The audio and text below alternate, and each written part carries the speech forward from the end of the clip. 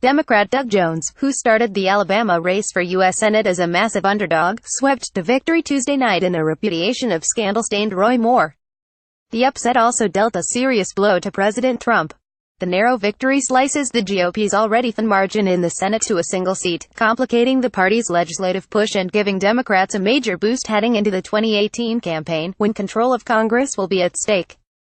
The win, which Moore refused to acknowledge, marked the first time a Democrat has captured a U.S. Senate seat in Alabama in a quarter of a century. More broadly, it signaled the limits of the nation's political tribalism. In the steeply conservative, overwhelmingly Republican stronghold, the allegations of UAL misconduct Moore faced were enough for many to overcome the reflexive opposition to a party they have long associated with permissiveness and profligacy. At the end of the day, this entire race has been about dignity and respect, a jubilant Jones told cheering supporters at a rally in downtown Birmingham. This campaign has been about the rule of law, Jones said. This campaign has been about common courtesy and decency and making sure that everyone in this state, regardless of which zip code you live in, is going to get a fair shake in life.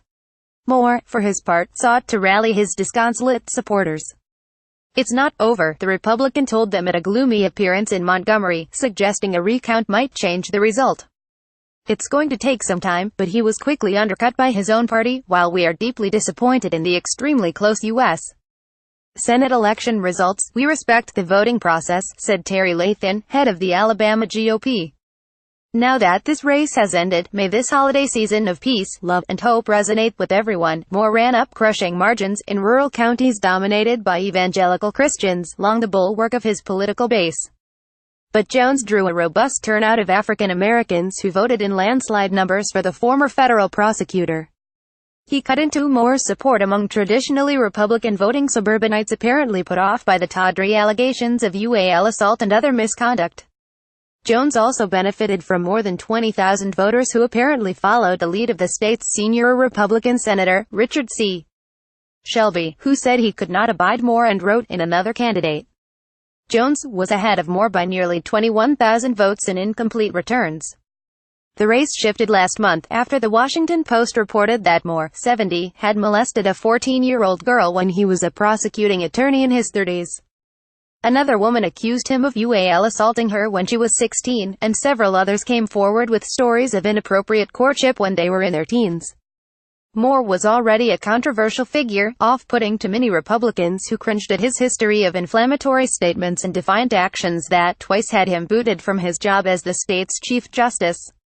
Moore strenuously denied the allegations, calling them a plot hatched by a strange bedfellow coalition of liberal interests and the GOP establishment. The controversy energized long-suffering Democrats both here and across the nation. The party and its allies poured millions of dollars and hundreds of volunteers into the state, eager to seize an early Christmas gift, a U.S. Senate seat in the solidly Republican Deep South. I'm 45, and I've voted since I was 18, said Chris Berry, who showed up to cast a ballot for Jones at a fire station in Hoover, a heavily Republican suburb outside Birmingham. He's the best chance we've had since I can remember. Some Republican voters backed Moore with admitted concern. I think any way you look at it, it's horrendous, said Craig Gilbert, 59, a corporate pilot. If a man is falsely accused, it's horrendous. And if a 32-year-old man was molesting a 14-year-old girl, it's horrendous. You have to kind of keep your fingers crossed, Gilbert said before stepping out of the blustery cold to vote, and hope the truth comes out and we'll deal with it at that time. Jones, 63, is a former U.S. attorney who gained fame for prosecuting two Ku Klux Klansmen responsible for the deadly 1963 bombing of Birmingham's 16th Street Baptist Church, decades after the attack. In Washington, Moore's defeat was a relief to his prospective GOP colleagues, even as it made their hold on Congress even more tenuous. The controversial judge and his cloud of scandal would have been a fixture in Democratic campaigns across the country, threatening to drag the Republican Party's image down along with him. There was no such upside, however, for Trump, who initially steered clear of the contest, then leapt in headlong as polls showed Moore's support among Republicans holding firm. He went 0-2, said Jennifer Duffy, an analyst with the nonpartisan Cook Political Report, noting the president's support for interim Sen. Luther Strange, who lost to Moore in September's GOP primary. The special election was held to fill the seat vacated when Jeff Sessions resigned to become Trump's attorney general. Now he'll learn the hard lesson that President Obama learned, Duffy said. He doesn't have that much influence on voters when he isn't on the ballot himself. In a Tuesday night tweet, the president offered a strikingly measured and gracious response. Congratulations to Doug Jones on a hard-fought victory, he said. The writing votes played a very big factor, but a win is a win. The people of Alabama are great, and the Republicans will have another shot at this seat in a very short period of time. It never ends. However, this particular campaign did, to the great relief of many. The allegations have drawn national attention and considerable disparagement of Alabama, its history, its voters and their judgment.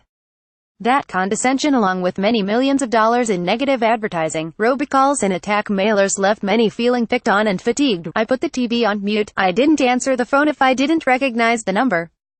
I threw out the mail, said Republican Ann Heights, a Hoover retiree who declined to give her age or say for whom she voted. I'm tired of people acting like all Alabamians are stupid, she said. But we do have so many politicians who don't deserve our respect. I'm disgusted by the whole thing. Times staff writers Michael Finnegan in Los Angeles and Lisa Mascaro in Washington contributed to this report. Caption Mark.Baraback at lawtimes.com